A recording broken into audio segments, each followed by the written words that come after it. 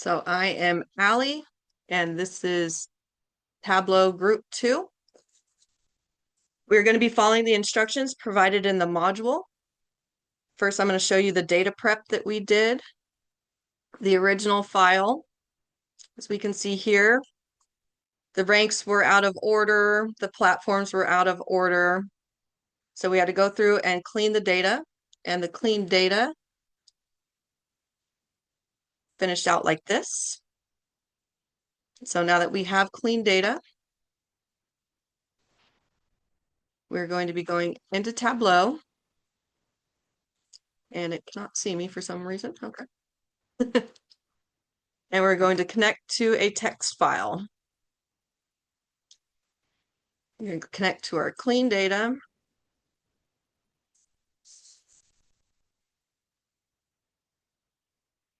And here we can see everything. We're going to go to sheet 1. First, we're going to make sure our rank is a number and it's whole. It is. We're going to make sure release year is a number and it's whole. We want to go to global sales or our sales in the millions and make sure it is a number and a decimal. And right now I'm going to introduce Jenna, and she is going to go through our calculated fields and parameters.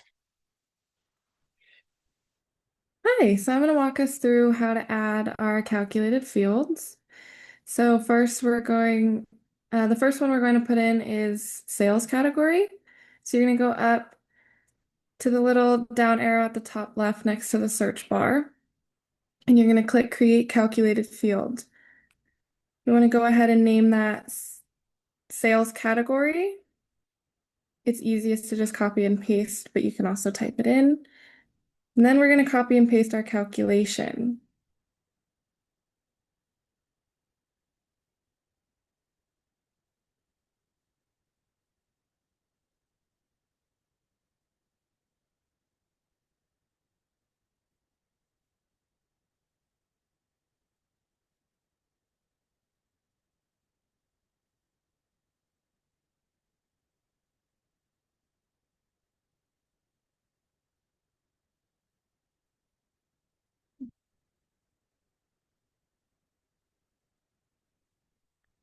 There we go. And then our calculation needs a few modifications to fit in with our data. So we're going to remove the word global and both underscores.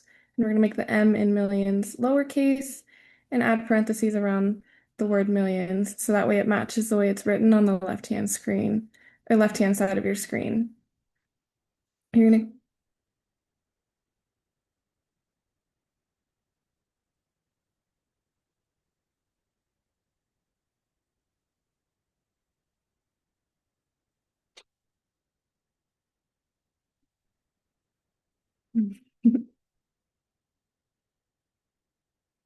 we got to get rid of the parentheses in front of sales.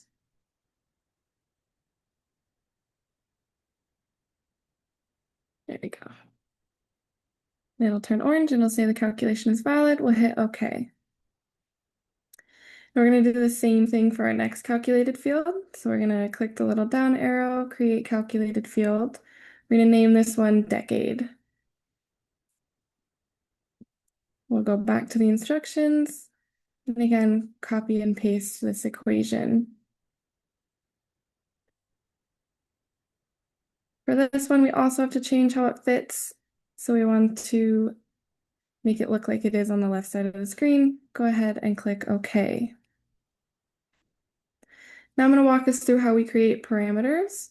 I'm going to click that same little down arrow and we're going to click Create Parameter. This one we're going to name Top N Games. Under the data type, we're going to click the little down arrow and we're going to change it to integer. Then at the bottom as well, you're going to see allowable values. We're going to click on range. Select all three: minimum, maximum, and step size. Go ahead and change those values to a minimum of 5, a maximum of 100, and a step size of 5. And right above that, you can see the current value. We want to change that to 20. You can go ahead and click OK. You'll see it over there on the bottom left-hand side of your screen. You want to click the little down arrow on that and click Show Parameter. Alrighty, and for our next parameter, or this one's actually a filter using a parameter, we're going to go to that top left side of our screen and click the little down arrow one more time and create a calculated field. We're going to name it top N filter. We'll go back to our data and copy and paste that equation as well.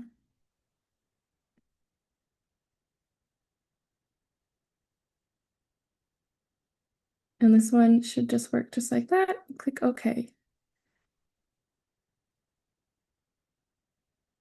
Alrighty, and now I'm going to go ahead and hand it off to Allison to walk us through our first visualization.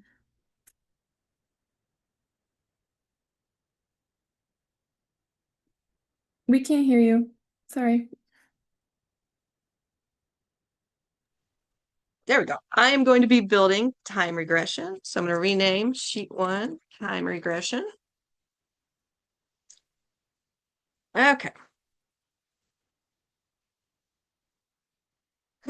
So first we're going to drag our release year to the columns. Then we're going to drag our sales to rows. And then we want to make sure that our release year is a dimension, that these are both continuous, because we cannot see a regression line without both of these being continuous and them seeing the timeline of the year as being continuous. We want to make sure our aggregation is sum on our sales. On the marks card, it's automatically aligned, but instructions say to make sure it's aligned. And then we're going to apply a top end filter. So we're going to drag our top end filter over to our filter shelf. We want to select true, apply, okay. So here we're at our top 20 games. We can keep adding our games in. So we get the full data set of all 50 games. Okay, now we're going to add a regression line. So we're going to click our analytics tab over here. And we want to do a trend line. So we're going to grab this trend line. We're going to drag it onto the canvas and drag it into linear. Okay, now we see a regression line right here. We have a positive slope of 1.79908. We're going to answer a few questions about this table that we have. So what does the slope of the trend line indicate about video game sales over time? So we can see the video game sales are positively growing over time. This means that it's a popular item, that as the decades went on, more and more people are buying it. So I want to go back over to my data. And then our date, or excuse me, the decade that appears to be strongest is right in here, right after 2010. We see our biggest spikes occur in the 2010 to 2020 decade. This filtering by platform changed the trend. So we want to take our platforms, drag it over here into a filter. We want to use all. Okay. I'm going to take our platform filter. I want to show it. So one thing I noticed as I played with this is if we take the multi-platform out of here, now all of a sudden we have a slope line that is negative. So we can see that producers of these games, if they were not able to produce these games available across multiple different ways with your PC, with your Xbox, with your PS4, that being in the video game business is not profitable. So with the inclusion of multi-platform, we now see that the sales have a positive slope.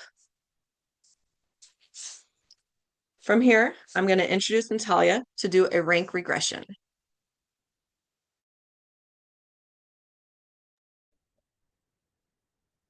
Hello. So we are going to go to the bottom of our screen and click on the first little box and rename sheet 2 to rank regression. And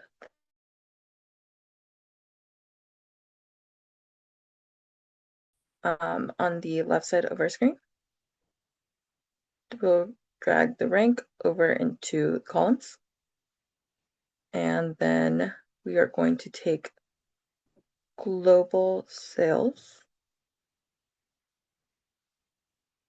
and sales millions, send that over to rows. And then from there, we're going to change the marks to be circles. And then from the circles, we are going to take our sales category, which is under the tables side of our screen, and drag that over into the filters, which is the box above the marks. And then from the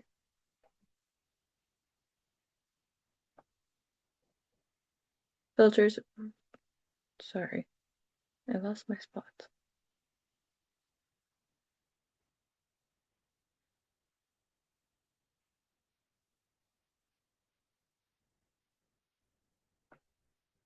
I'm so sorry.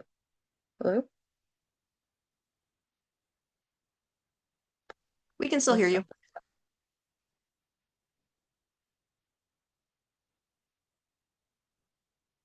From the sales category,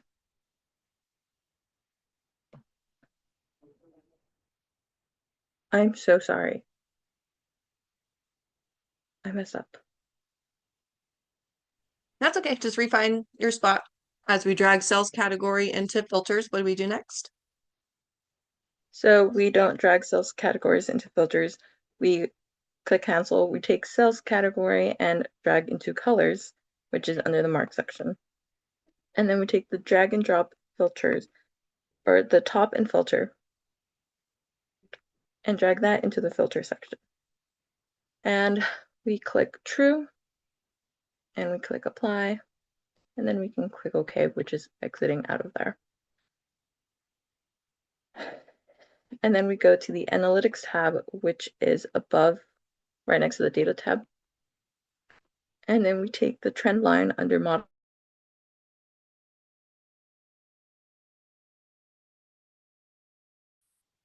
and we drag that under the linear, which is selecting the type of trend line you want to see.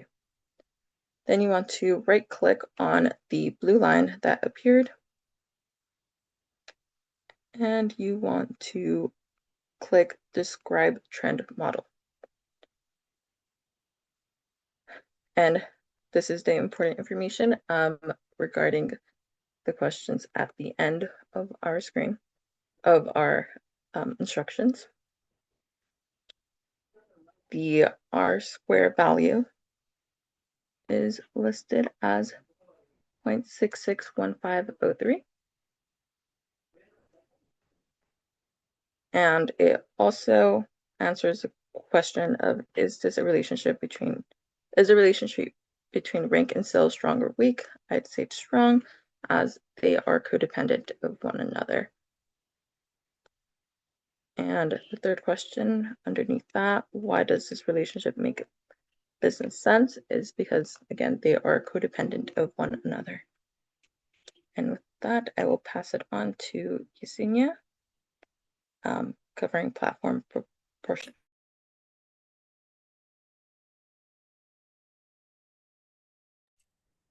I believe I'm doing the tree map. I will go ahead and walk us through visualization. So we're going to start with creating a new worksheet down at the bottom. And we're going to name it platform proportion. You're going to go ahead and drag platform from the left-hand side all the way up to rows. Then we're going to drag our sales in millions over to columns.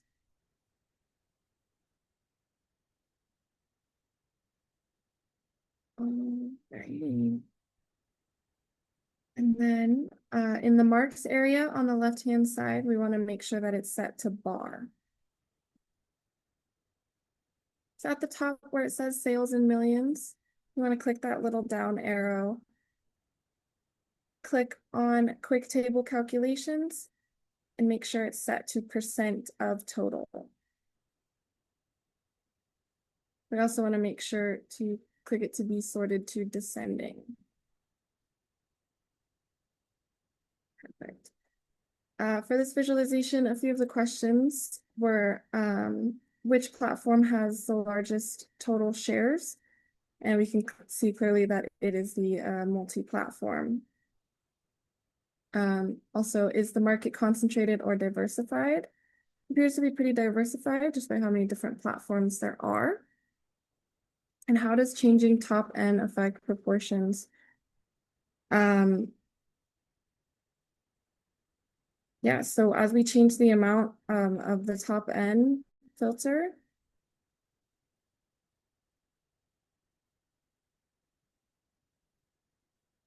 there we go.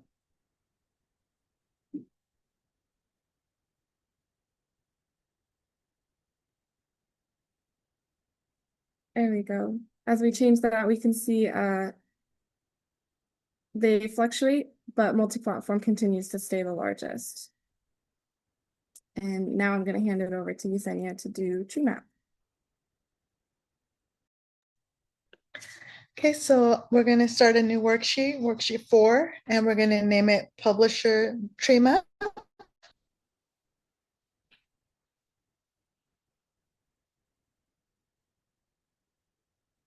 And then from here, we're going to go up to the right-hand corner where it says Show Me. And we're going to select the tree map. And then scroll to the book. And then from here, we're going to drag the publisher into labels. And then sales per million into size. And sales millions into color as well. And then we will want to add one of the filters, the top N filter into the filters. Drag that in there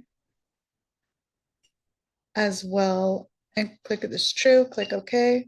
And then publishers into filter.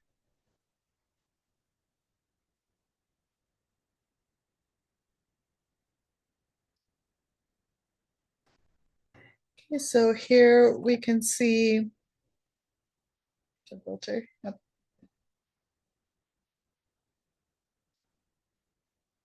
So here we have our top 10 game sellers above 55 million. And it shows that Mojang Studios has overwhelmingly dominated the global video game sales, which forms the largest darkest blue color here in the visualization.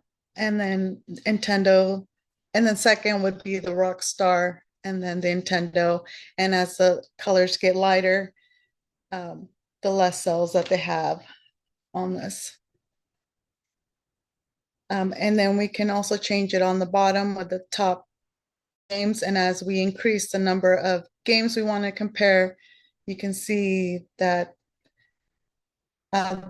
the cells and the who sells most has changed. Nintendo, since it went up on the top 50, Nintendo took a more dominant, overwhelming dominant sales in the games here.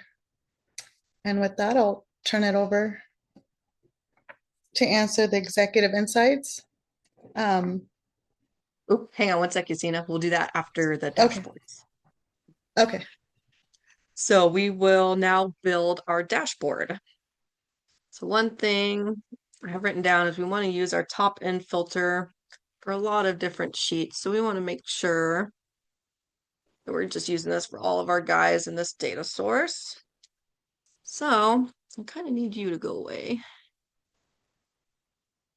One big thing we want to do when we're building a dashboard is go through all of our sheets and make sure these guys are set to fit width. This is important when you're building a dashboard because you want all your information to look clean and you want it to fit through the width of your dashboard. Okay, so now we are going to go through and create our new dashboard. Okay. Call it video game dashboard. Okay. Set to fit width. We want to make sure our size is automatic. There we go. And then we're going to drag a vertical container first into our thing, and then a horizontal container. And then we're going to start stacking in our visuals. So first we have time regression. We're going to pull over our rank regression, our platform proportion. Oh, I want you down here. Go back.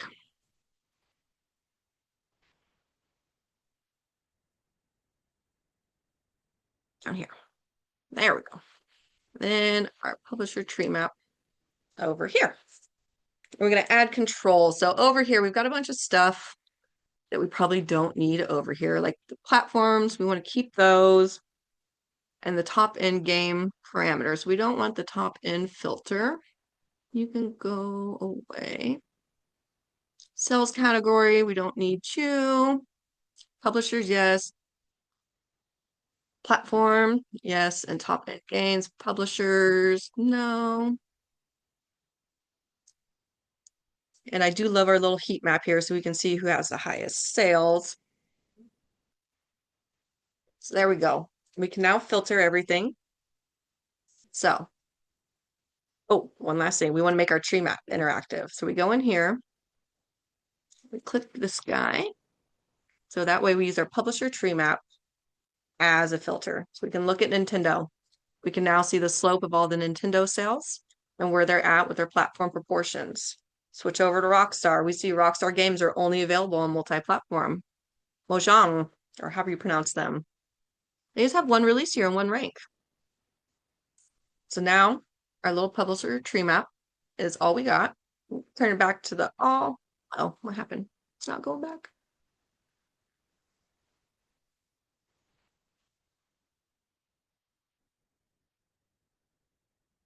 Turn you off as a filter. Get back everything. There we go. Being a little silly.